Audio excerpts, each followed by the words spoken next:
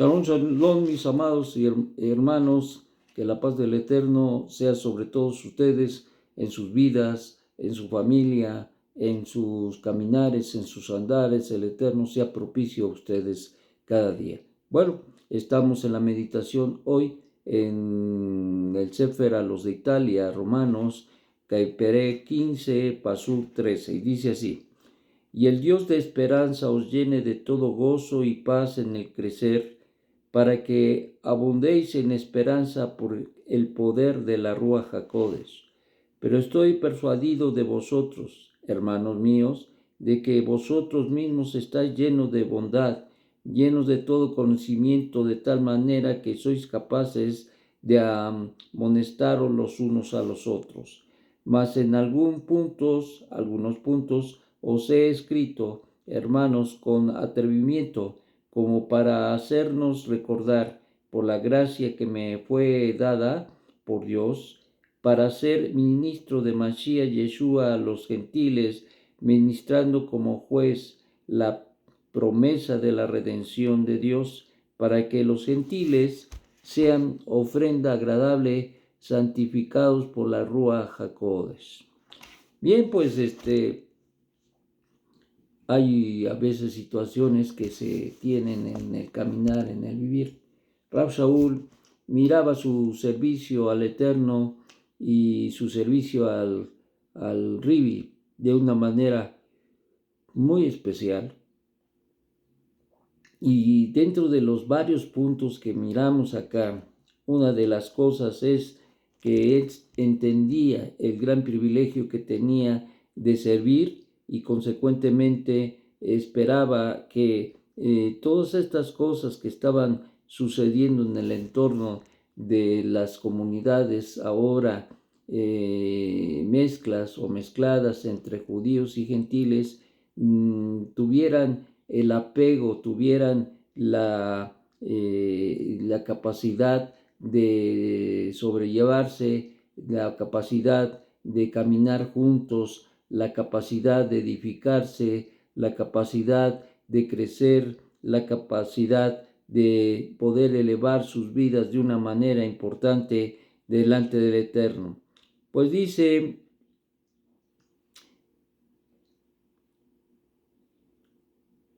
pero estoy persuadido de vosotros, hermanos míos, de que vosotros mismos estáis llenos de bondad, llenos de todo conocimiento, de tal manera que sois capaces de amonestar los unos a los otros. Esto implica una mutua edificación y apoyo en el crecimiento. A veces no es fácil crecer, a veces y muchas veces hay situaciones que tenemos que entender que hay que quitar de nuestra vida, que hay que remover de nuestra mente, de nuestro corazón. Y aun cuando a veces se sabe que tiene que quitarse o se tiene que procurar hacerlos a un lado, aún a pesar de ello, como que de repente se acostumbra la gente a vivir como vive, a pensar como piensa, a no importarle los demás, y eso es algo que no podemos permitir. Es una conformación a la manera de vivir anterior, y por eso Rab Shaul dice que nos amonestemos los unos a los otros. ¿Por qué? Porque es una manera de hacernos pensar en las rectificaciones que tenemos que hacer, y por otro lado, entender también que debemos servir al Dios vivo, y esa condición debe tener excelencia y sobre todo tajor, santidad. Entonces, pureza. Entonces, ¿de qué estamos hablando? Pues estamos hablando de que estamos en ese proceso de cambio. El Eterno nos lleva y nos va transformando de una manera muy hermosa, pero para eso se necesita fe. Creerle a Dios y obedecerle de tal manera que cambie verdaderamente nuestra vida, porque estamos sirviendo a un Dios vivo. No podemos seguir igual que como siempre, no, sino nos tenemos que exponer a los cambios que el Eterno quiere que en nuestra vida, y que muchas veces dejamos que se incrusten en nuestras vidas y a veces se torna difícil sacarlos, pero con la ayuda del Eterno lo podemos hacer siempre y cuando estemos dispuestos. Nosotros hacemos lo que nos toca hacer, Hashem hace lo que nosotros no podemos hacer. Pero no podemos dejar el paquete porque hay una responsabilidad en nuestras vidas. No podemos aspirar a que Dios haga todo el trabajo que nos toca a nosotros. Él nunca va a hacer lo que nos toca hacer a nosotros. Él nunca va a llevar a cabo lo que es nuestra responsabilidad. Así como nosotros no podemos cambiar nuestras vidas y Él es el que nos cambia, así también el Eterno demanda de nosotros una rectificación profunda en la vida de cada uno.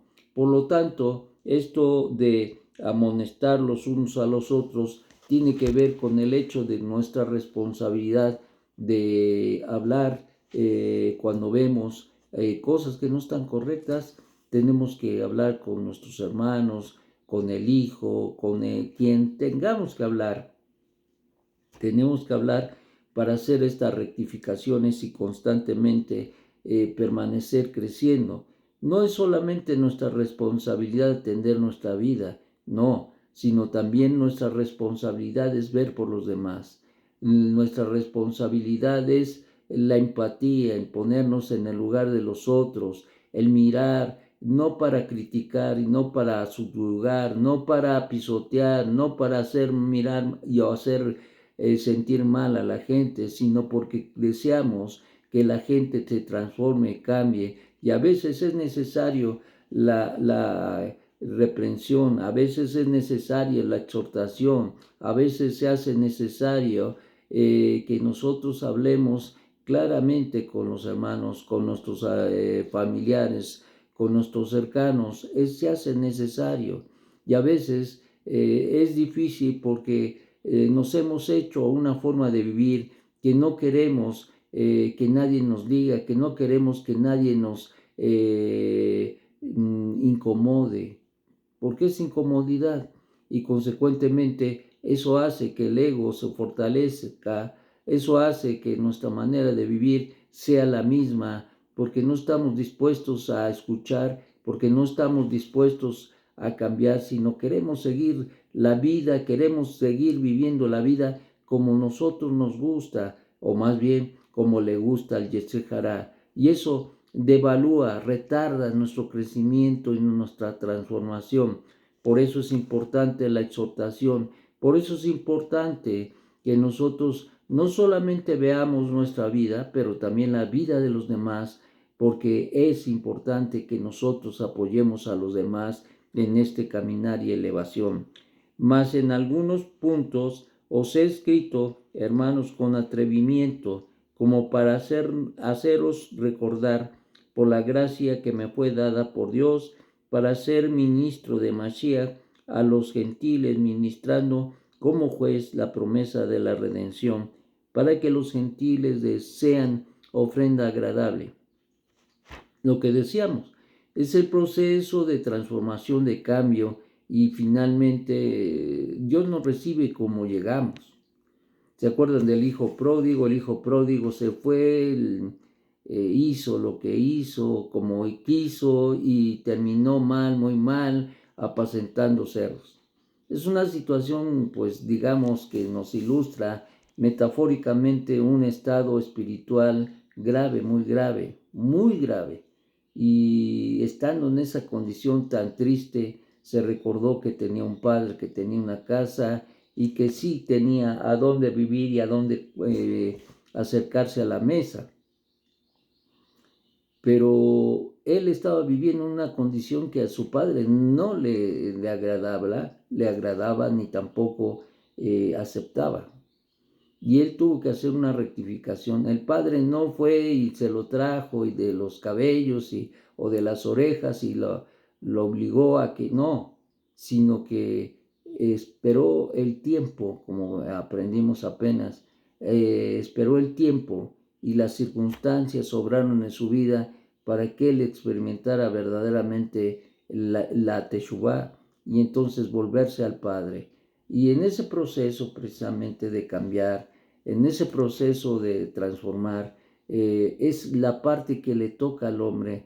Y en este caso el hijo pródigo hizo Teshuvah, volvió en sí, se dio cuenta de que lo que había hecho era grave, muy grave, y entonces decidió volver a su padre, pedirle perdón al cielo, y entonces esto causó una aceptación muy importante de parte de su padre, quien lo recibió, lo abrazó y no lo desconoció, sino todo lo contrario, le recibió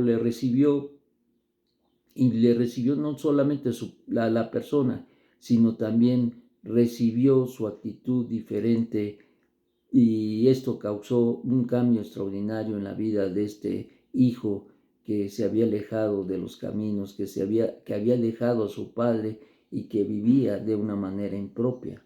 Así pues, entonces, esta es la situación importante, porque como dice Rab Shaul, para que seamos ofrenda agradable, para que el Eterno nos acepte, para que seamos santificados por el Ruach, se demanda un arrepentimiento, un cambio de mente, de forma de ser, y que dependamos totalmente del Eterno.